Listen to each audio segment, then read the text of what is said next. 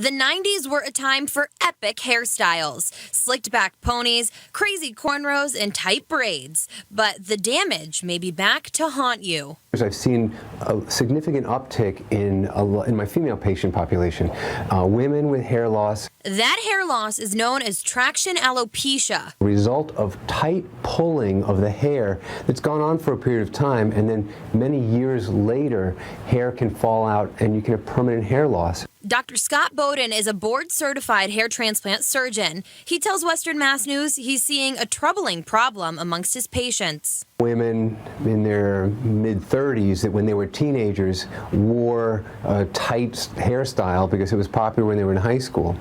And now I see women that come in with permanent patches of hair loss. But there is a solution for those of you who were influenced by celebrities. It involves taking the hair follicles from the back, dividing them under a microscope, and then meticulously re-implanting hair follicles one by one by one by one into areas where there's this permanent hair loss. The hair transplant has shown promising results for patients. Anyone who knows that I've had the lost hair, they're just like so amazed on how fast it grew and how healthy it looks. And yeah, I'm really confident about any hairstyle that I do now.